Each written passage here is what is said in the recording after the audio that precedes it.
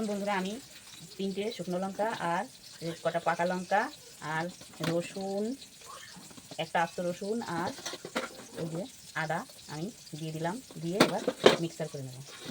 এর মধ্যে আমি একটু পেঁয়াজ দিয়ে দেবো আর কটা টমেটো দিয়ে দেবো। ব্যাস, এবার আমি মিক্সার করে নিয়ে আসবো। দেখুন বন্ধুরা, আমি চিকেনটাকে একটু লবণ আর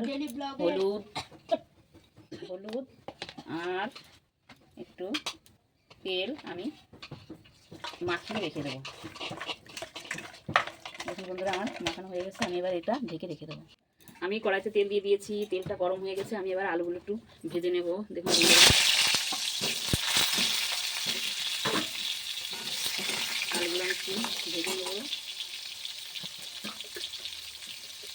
একটু লবণ আর একটুখানি হলুদ দিয়ে আমি আলুগুলো ভালো করে ভেজে নেব। দেখুন বন্ধুরা, আমার আলুটা ভাজা হয়ে গেছে। এই যে আমি এবার আলুটা সরিয়ে রাখলাম। আমি আজকের থেকে দেখুন বন্ধুরা, আমি আজকে ননস্টিকের কড়াই থেকে আজকে থেকে রান্না চালু করবো। এই যে আমার খুন্তি, আমি এই খুন্তি দিয়ে আর কড়াইতে আমি রান্না করব। দেখুন বন্ধুরা, আমার কড়াইটা গরম হয়ে গেছে। আমি এবার তেল দিয়ে দেবো। তেলটা গরম হয়ে গেলে তারপর দেখুন বন্ধুরা, তেলটা আমার গরম হয়ে গেছে। এবার আমি জিরে ফোড়ন দিয়ে দেবো। দুটো তেজপাতা, দুটো শুকনো লঙ্কা, দুটো তেজপাতা আর এই যে গোটা গরম মশলা দিয়ে দেবো আমি। দিয়ে এবার ভালো করে একটু তেলটা হয়ে গেলে এবার আমি দিয়ে দেবো পেঁয়াজ কুচি। আমি পেঁয়াজ কুচিয়ে রেখেছি, কিছু বেটেই দিয়েছি, বেশি পেঁয়াজ আমি কুচিয়ে রেখেছি। এবার আমি ভালো করে ভেজে নেব। দেখুন বন্ধুরা, আমি টমেটো কুচি দিয়ে দিলাম আর এই পেঁয়াজটা আমার ভালোই ভাজা ভাজা হয়ে গেছে। আমি এবার এই মশলাটা দিয়ে আদা, রসুন, পাকা লঙ্কা, শুকনো লঙ্কা, তারপর টমেটো, পেঁয়াজ, এর মধ্যে সব কিছুই আছে।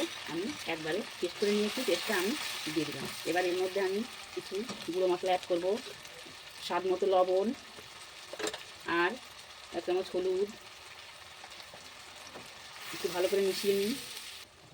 1 চামচ জিরের গুঁড়ো, 1 চামচ ধনের গুঁড়ো দিয়ে আমি ভালো করে এবার হলুদটা একটু কম হয়ে গেছে মনে হচ্ছে, আমি একটু হলুদটা দিয়ে দিলাম। এবার আমি ভালো করে মশলাটা কষিয়ে নেব। এবার আমি মশলা ধোয়া জলটা অ্যাড করলাম। এটা ভালো করে আমি কষিয়ে নেব।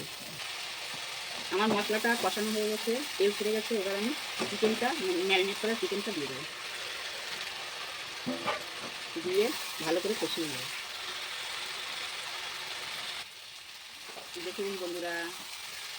দেখো বন্ধুরা, আমার চিকেনটা কষানো প্রায় হয়ে গেছে। এবার এর মধ্যে আমি আলু ভেজে রেখেছিলাম, সেই আলুগুলো দিয়ে দেবো। দেখুন বন্ধুরা, আমার মাংসটা চিকেনটা কষা হয়ে গেছে। আমি এবার এর মধ্যে গরম জল অ্যাড করবো। একটু হালকা গরম করে নিয়েছি, গরম জল অ্যাড করবো। এবার আমি ঢেকে দেবো। আমি এবার ঢাকা দিয়ে দেবো। দেখি এবার ঢাকনা খুলে কেমন হয়েছে। দারুণ, দেখতে তো ভীষণই সুন্দর হয়েছে বন্ধুরা। দেখুন, আজকের চিকেন কারিটা দেখতেও যেরকম, খেতে না কত ভালোই লাগে। আপনারা যদি দেখুন বন্ধুরা, আমার চিকেন কারিটা হয়ে গেছে। আমি এবার এর মধ্যে ধনে পাতা একটু কুচি করে রেখেছিলাম, কুচি করে ধনে পাতা দিয়ে দিলাম আর গরম মশলা 1 চামচ, ছোটো চামচের 1 চামচ গরম মশলা অ্যাড করলাম। এবার আমি আর একবার ঢেকে দেবো। দেখুন বন্ধুরা, নীলিমা রান্নাঘরে আজকে চিকেন কারিটা আপনারা আমার মতো এরকম একবার বাড়িতে ট্রাই করে দেখুন। আর এই রেসিপিটা যদি আপনাদের ভালো লেগে থাকে আমাকে লাইক কমেন্ট শেয়ার করবেন প্রচুর পরিমাণে, আর আমাকে ফলো করে দেবেন। তাহলে আমি আবার নতুন নতুন রেসিপি আপনাদের সামনে নিয়ে আসতে পারবো।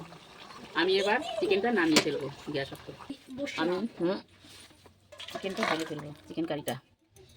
দেখুন বন্ধুরা কীরকম হয়েছে। দেখতো কোয়েল, চিকেন কারিটা কেমন হয়েছে আজকে, খেয়ে দেখ।